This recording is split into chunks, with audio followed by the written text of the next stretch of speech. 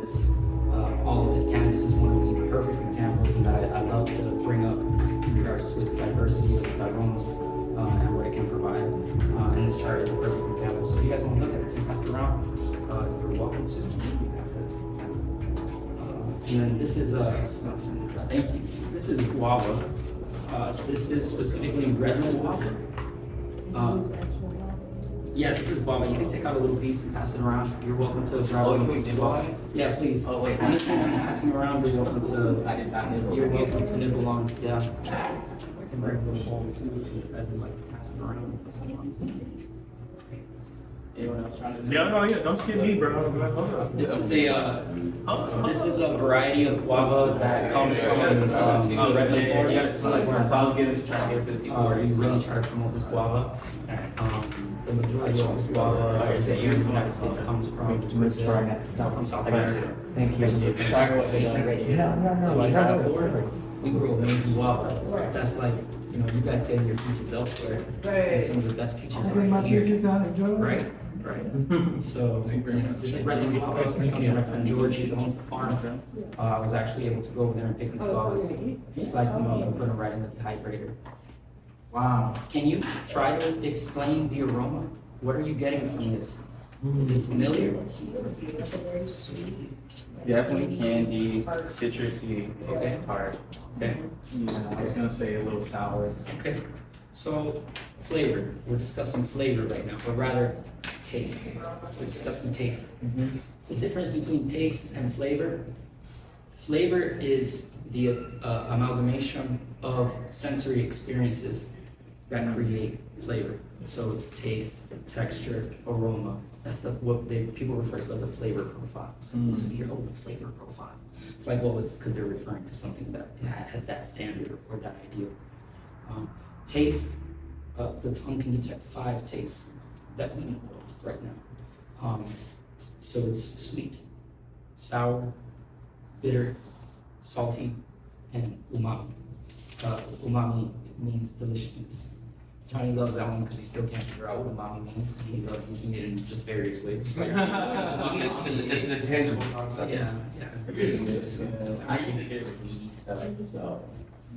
So some foods, some sweet foods will contain umami. Tomatoes contain it. Guava contains it, especially when things are dehydrated and they lose a lot of their moisture. Flavors are concentrated, sugars are concentrated. That's why dehydrated fruits are like really delicious. I'm getting a floral out of it a little bit. Okay. Yeah, floral for sure. I get like passion fruit. Yeah. It's tropical. It smells Definitely tropical. passion fruit. Whatever that means, whatever that smells tropical means, like that has it. A little bit of fresh grass. Sure. Could that be from the green? Yeah, there's Can a you green smell? in this. Can you yeah. smell flavors? Can you smell tastes? Mm. Because I can. I feel like smells. Some people probably can't. Yeah, I feel- smell more green than I taste. Yeah. I feel like people always look at synesthesia and they're always like, oh, do you see colors? You know what I mean? Do you see, like, do numbers have Do you see colors? sound? You? Yeah. Well, do you see sound? Yeah. Or do words have colors? Right. Yeah, you do. Like when you explain a song, sometimes like, yo, the curvature of the song is really good. This dish needs more red in it. I don't know what it needs, but it needs more red. I feel like not a lot of people use synesthesia with flavor and like the other senses of like Yeah. being able to taste. Like, can you hear a taste? Yeah. Well, you're synesthetic for sure. Because if not, you wouldn't be doing what you're doing. So maybe the people that have it like gravitate to those areas. This one here, this is my yard guava, black guava.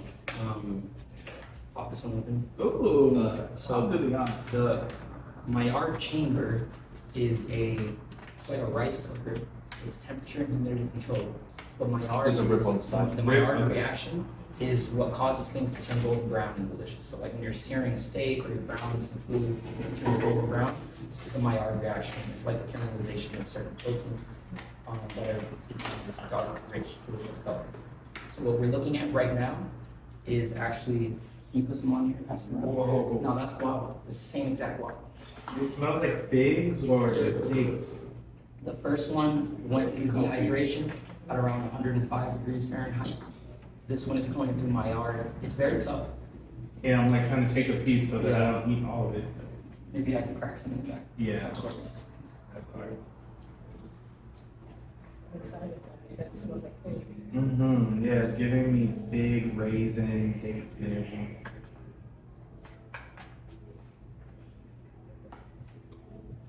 So weird.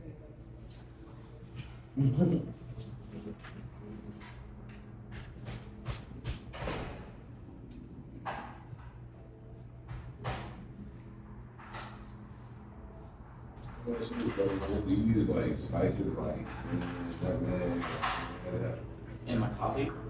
yeah, or even tea or something like that? And tea, yeah. Mocktails all the time. Yeah, Or that's herbal- my coffee. herbal drinks here. Sometimes I really like the taste of coffee. Like for a few years, I was just drinking it flat. It wasn't until really I was like, I was feeling like I was eating too many acidic foods that I really started to feel back into my coffee. It is quite dry and tough and leathery. Yeah, the chocolatiness, I'm getting earthiness now more than when I had. I would put it in your mouth and allow Just salivate first? Yeah. allow yourself to salivate, because it's gonna rehydrate the fruit and it's gonna allow all those molecules to ice skate around your tongue. You know, right now it's just locked in place. Try it. I don't think you tried this one. You folks are the first people to try this.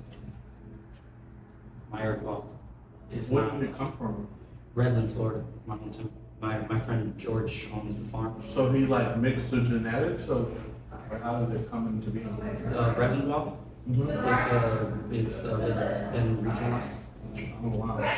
It's like the same way that things like become naturalized in certain areas. It's Right. red well has been growing in that environment for such a long time that it's adapted to that region. So now it's become it's accepted and recognized as Redland well. Wow. Okay. Yeah. Not the best taster, but I do feel electric, right? Electric. Yeah. Thinking about the song Electric Slide. Okay. MGMT. I like how it like when you said it in time, and it's as fast as you said that, it kind of like broke down in my mouth Huh. because it was I was kind of like something on Opened up. Yeah, like it the wasn't as flavor. tough anymore. So So give me the wheel. our saliva contains a slew of enzymes that helps pre-digest food. One specifically known as amylase, it converts starches to sugars, and it does so upon contact. So when you eat starchy food and you suck on it for a long time, those enzymes are going to start converting into sugars. We contain protein enzymes as well, like enzymes that will break down the proteins into the simpler forms of amino acids. So it helps us digest food. Luther and I have been working with a mold called koji. You've been playing around with it already, right, Luther? Koji is okay, good. Koji is a mold spore. It's a type of fungus. The difference between a fungus and a mold spore is that the mushroom will create a fruity body, whereas the mold spore will just sporulate and continue its life as a. Would it be considered a mycelium? It is Okay. mycelium. Okay. Yeah, it's mycelium. Great question. Kind of just like stays as mycelium, it doesn't have a fruity body. Right. So koji is a mold spore that we cook rice, and then we inoculate it with those mold spores. And then what's fascinating about it is that koji produces all these enzymes that we're talking about. So we don't eat koji for the mushroom itself, we eat it for its value, like for its chemical ability to deconstruct foods into their base elements, so that when we consume them, they're immediately delicious and they're immediately bioavailable. So anything that goes through the koji process is like better for you. So is this supporting the gut biome? Yep. Yeah, 100%. And it's the base ingredient that's necessary to make things like soy sauce, tamari, sake, miso. If you don't have koji, you can't produce these products. So how it will support Luther's projects and mine, let's say for example, we have bananas that are slightly green. You sprinkle the koji on it, it immediately starts converting those starches to sugars. So it's creating like more flavor from the residual sugar that the product already has. So you don't need to add sugar to it or anything like that. Yeah, it's quite fascinating. So since we tried the Maillard Wow, let's continue like along that path. So This it's is still what- expanding in our mouth. Yeah? So, All right. So maybe we go to something else. no. Let's go to something else to clear that out. Mm. All right. We'll do something a little bit more familiar. Can you pull out your sensory sheets? One that has the, yeah, all the way in. So we can like formally go through this one together.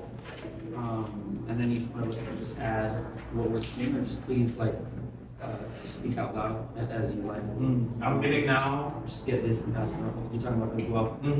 Now I'm getting more. Like at first, the earthiness when it was so dry, Yeah.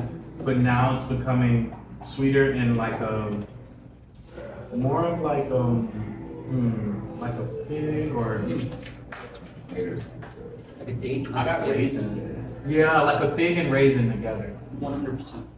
100%. And you think it's becoming sweeter because of the amylase? Mhm. It's like, good because it's, off the bat, it's not incredibly sweet. When this came out, More toasty.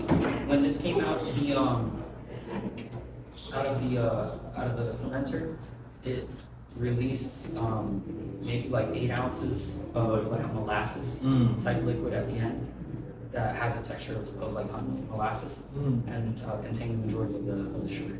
That's it. Oh, I used it. You did? I bathed myself in it. Oh, what? I thought you were gonna use that. Are you serious? Thank you, bro. Wait, so we started formulating this. I made a mustard, black garlic mustard with guava. So it's like black garlic, black mustard. And I gave it back to the person, guava, just to like flip him on his head. Like what? It's a, Transformed it. What? Yeah. I got some good What else are like? And I just had a fresh guava for the first time like a few weeks ago. Yeah. They're like some of the most pungent, flavorful, or like definitely very aromatic. pungent. Aromatic for sure. Not a dairy. Did everybody look at the carrot or grab a piece of the carrot? Oh, I had a few. You can also use the carrot to, it's commonly used as like a palate cleanser between tastings. It's quite mild, it's like crunchy. They everything actually say that like first smell like the coffee. Like sometimes they're talking about the Junkman's daughter, like they have like this. A what? Junkman's daughter. It's like It's a Italian shop. shop. Yeah, it's a bunch of crap in here, but it's like the incense. They're really cheap, Yeah. and they make you smell coffee Yeah. like, in between, so you can kind of like notice Right. the difference between the That's smells. why I they was smell thinking like- that's what that was. Yeah. That's what you do when you smell a lot of weed too. Yeah. Yeah. Guys, keep the coffee in the eat. Like, oh man, I've been smelling too much. Yeah. Coffee real quick. Yeah, you do that in perfume making workshops. too. Yeah. When I worked at Whole Foods, I learned they always keep ground coffee in the bathrooms as an aroma for for that first specific. So it's like you can't really detect that. That makes sense. All right, cool. So did everybody get a little taste of the carrot? Okay, can we discuss visual appearance a little bit before we get into taste? So visually, you can refer to its shape, what it looks like.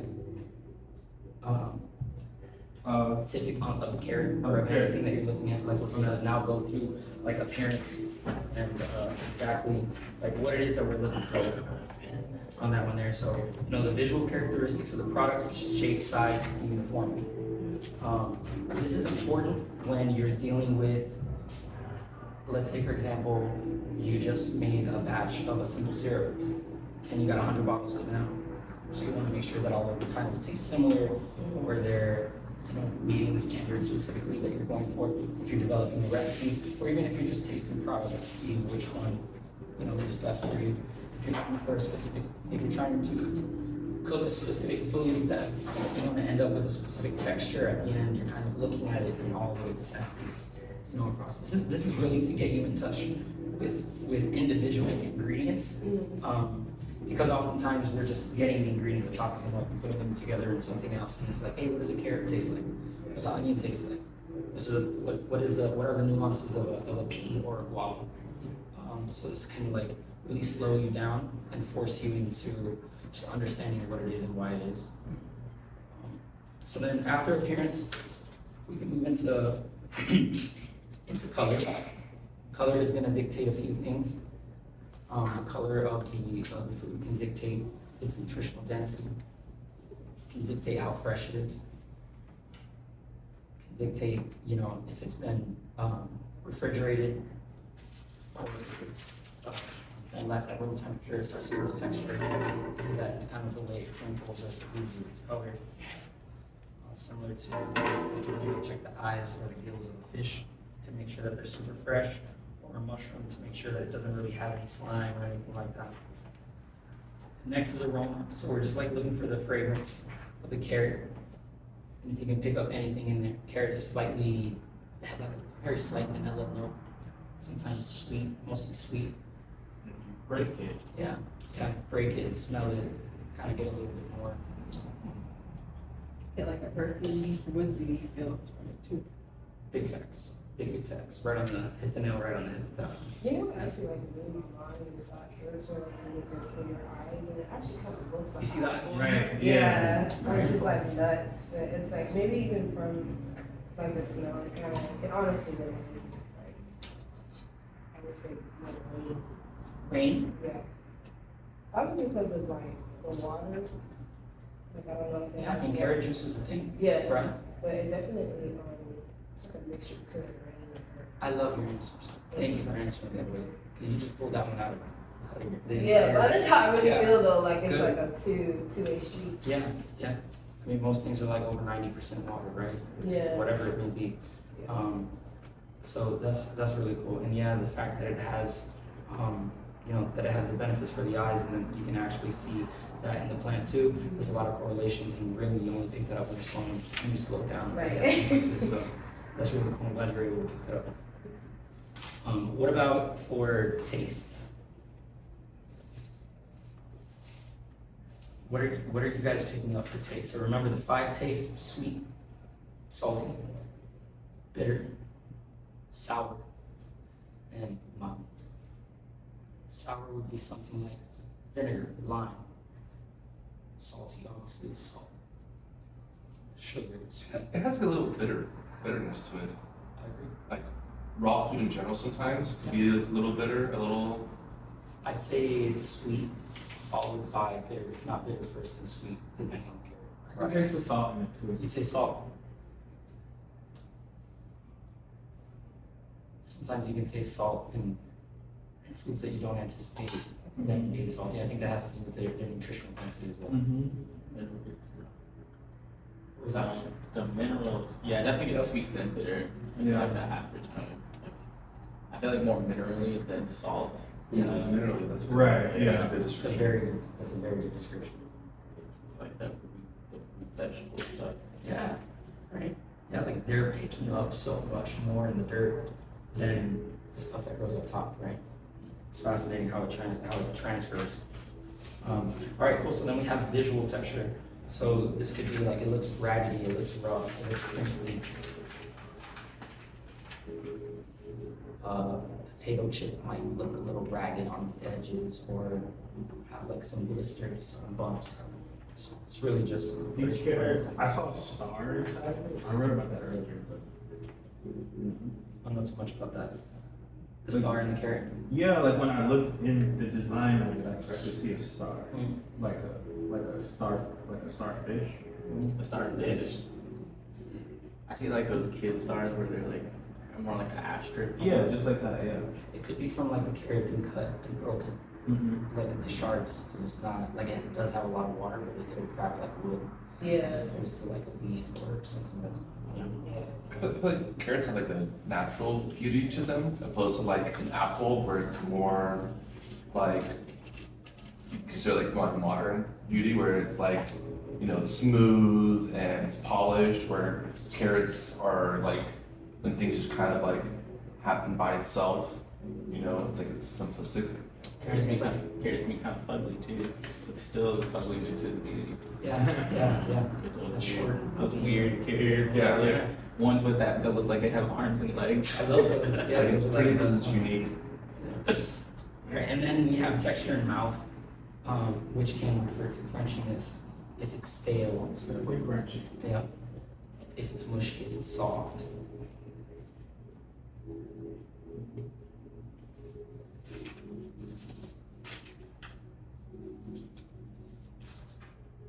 And then I'm not really getting too much umami from the carrot. Maybe after it's roasted and some of the Right. flavors are concentrated.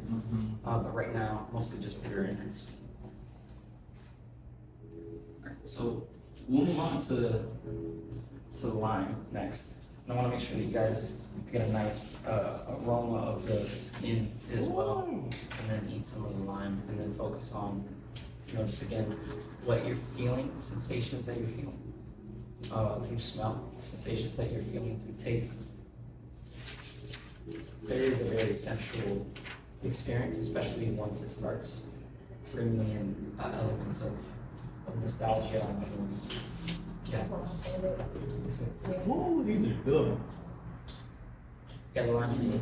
These are more sour than, or maybe it's just You're getting more sour or bitter. more sour. Okay, good. I think that's probably a sign of a better wine. Yeah. Yeah.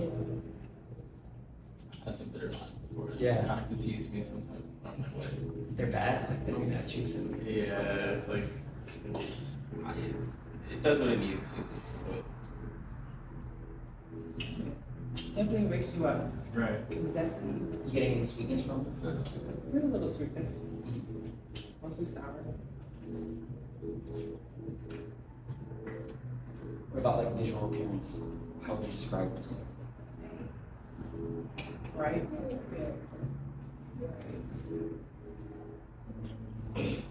Oh, green. Will that be more color? Okay. I would say like Is it shiny? Is it dull? Right. Is it Shiny, flat? Is it Definitely shiny. reflective? shiny, and I think it's is that a word? Yeah. I think it's like a mixture between yellow. I think it's yellow and green. I'm seeing yellow and green looking at it. Yeah. They ripen It's a yellow. good lime. Yeah. They ripen yellow if you allow them to stay on the tree. Okay, yeah. Really? Yeah. So I feel like you're just seeing it. Yeah. You just still kind of We're see getting it. in the tree lines. That changes my whole perception of life right now. It's a lot. I've had a yellow one. I had one that was called a sweet lime that was yellow, but it wasn't just a lime. Yeah. Particularly for the word sweet.